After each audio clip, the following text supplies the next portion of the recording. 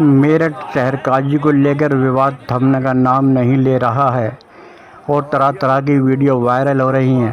آپ دیکھ رہے ہیں کس طرح سے مسلمان آپس میں لڑ رہے ہیں۔ جے ہند، آداب، میں ساجد دلبر اور آپ دیکھ رہے ہیں دلبر نیوز۔ دوستو، آپ کو پتہ ہی ہوگا کہ میرٹھ میں شہر قاضی زین الساجدین کا انتقال ہو گیا تھا اور ان کے بیٹے زین السالکین کو شہر قاضی نयुक्त کیا گیا تھا۔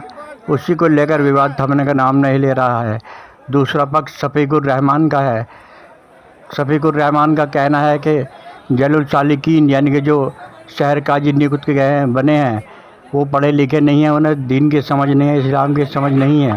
یہ کہنا شفیق الرحمان کا ہے اور ان کا کہنا ہے کہ وہ شہر قاضی کے قابل نہیں ہیں۔ اور قاری شفیق الرحمان نے اپنے آپ کو ہی شہر قاضی مقرر کر دیا ہے اور لوگوں سے کہا ہے کہ وہی شہر قاضی ہیں، اپنے آپ کو ہی شہر قاضی مان لیا ہے۔ اس کو لے کر وواد چل رہا ہے دونوں طرف سے۔ قاری شفیق الرحمان کے مدرسے کے صدر صاحب کا کہنا ہے کہ قاری شفیق الرحمان فراڈ ہے اور وہ شہر میں جھگڑا کرا دے گا۔ دوستو، کون صحیح ہے اور کون غلط ہے، یہ تو ایک کمیٹی گٹھت کی جائے اور جس کو کمیٹی شہر قاضی نयुक्त کرے اس کو شہر قاضی رہنا چاہیے اور جو بھی ہو قابل آدمی ہونا چاہیے اور یہ آپس کی لڑائی جلد سے جلد ختم ہونی چاہیے اور آپس کی لڑائی کو جتنی جلدی ہو سکے ختم کرنا چاہیے۔ السلام علیکم۔ آج کل میرٹھ میں شہر قاضی کو لے کر بڑی چرچاؤں کا بازار گرم ہے۔ شہر قاضی زین الساجدین صاحب کے انتقال کے بعد شہر کے معزز لوگوں نے ان کے بیٹے سالکین کو شہر قاضی گھوشت کیا، ان کو بنا دیا گیا۔ اس کے بعد قاری شفیق الرحمان نے اپنے آپ کو کتھاکتھی طور پر پگڑی بندھوا کر اپنے آپ کو شہر قاضی گھوشت کیا۔ مسلمان میرٹھ کو میں یہ بتانا چاہتا ہوں کہ کافی دن سے میں اس وواد کی ویڈیو دیکھ رہا ہوں۔ میں اس وواد میں بھی نہیں پڑھنا چاہتا تھا، مگر قاری شفیق اس شہر کو دنگوں کے حوالے کرنا چاہتا۔ جس مدرسے کا یہ مہتمم بنا ہوا ہے، اس کی ایک رجسٹرڈ کمیٹی 2005 میں کرائی گئی تھی، جس کا یہ مہامنتری ہے اور میں اس کا صدر۔ بعد میں اس کے اصرار کرنے پر، کچھ لوگوں کے کہنے پر،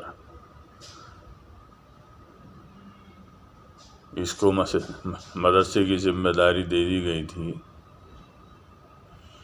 اور یہ اس کا سنچالن کرنے لگا۔ لیکن جب سے مدرسہ اس کے ہاتھ میں آیا، مدرسہ جامع مدنیہ PAC کے سامنے ہاپوڑ روڈ، اس نے آج تک 20 سال ہو گئے کبھی مدرسے کا کوئی حساب کتاب نہیں دیا۔ آج سے 15 سال پہلے لگ بھگ مدرسے کے لیے کچھ زمین خریدنے کی پرکریا چلی تھی، جس میں زمین خریدی گئی تو مہامنتری ہونے کے ناطے اس میں تمام ڈاکومنٹس میں سگنیچر قاری شفیق الرحمان صاحب کے ہونے تھے۔ جب اس زمین کی رجسٹری کا کرانے کا نمبر آیا تو انہوں نے وہ رجسٹری اپنے نام کرا لی، نہ کہ مہامنتری جامع مدنیہ کے نام، اور کرا کے اس رجسٹری کے کاغذات آج تک بھی 15-16 سال بیتنے کے بعد بھی منظر عام پر نہیں لائے، نہ ہی مجھ کو دکھایا گیا۔ میں نے جب اس کے اوپر حساب کتاب کے لیے دباؤ ڈالا تو اس نے اس وقت کے ایک منتری سے میرے پہ دباؤ ڈلوایا، فون کرایا، اور انہوں نے کہا کہ ڈاکٹر صاحب قاری شفیق کو مدرسہ چلانے دو، اس کا حساب کتاب میں آپ کو دلا دوں۔ مگر اس نے حساب کتاب نہیں دیا، نہ ہی رجسٹری دکھائی، اور ہنگامی حالات پیدا کر دیے۔ مدرسہ کیونکہ ایک حساس جگہ پر ہے، اس لیے میں خاموش ہو گیا۔ تمام کمیٹی کے لوگ خاموش ہو گئے کہ اگر مدرسے میں جھگڑا ہوا تو یہ بند ہو جائے۔ اس کے بعد یہ مدرسے کو چلاتا رہا، اس کے بچے بھی پڑھ لیے۔ اب جب اس کے بچے بڑے ہوئے تو اس نے اس مدرسے کی زمین میں، جس کو یہ اپنی بنانے لگا، ایک دکان پرفیوم کی کھول دی۔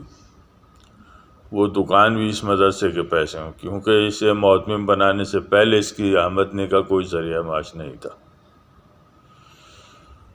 اب فی الحال میں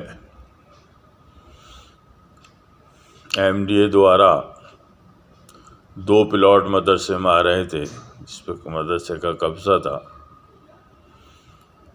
وہ مدرسے کو منیمم ریٹ پہ دے دیے گئے ہیں۔ جس کو زمین کو جو مدرسے کی ہے، قوم کی ملکیت ہے، قوم کے پیسے سے چلتا ہے، وہ زمین میرے معتبر ذرائع سے معلوم ہوا ہے کہ وہ اس نے اپنی بیوی کے نام کرا لی۔ یہ میرے الزام ہے، اور میری گزارش ہے تمام شہر کے ان لوگوں سے جو اس کو شہر میں لے پھر رہے ہیں، کیا وہ اس مدرسے کا 20 سال کا حساب، اس کی آمدنی کہاں سے آئی، کہاں گئی، کیسے خرچ ہوئی، دلا سکتی ہے؟ اگر نہیں دلا سکتی تو اس کو یہیں دفن کر دیں، اس فتنے کو، اسے زیادہ ہوا نہ دیں، ورنہ یہ ایک دن شہر کی عوام کو بھی بیچ کھائے گا۔ شہر کا کوئی بھی ذمہ دار آدمی اس سے حساب دلا سکتا ہے؟ میرا یہ ایک سوال ہے۔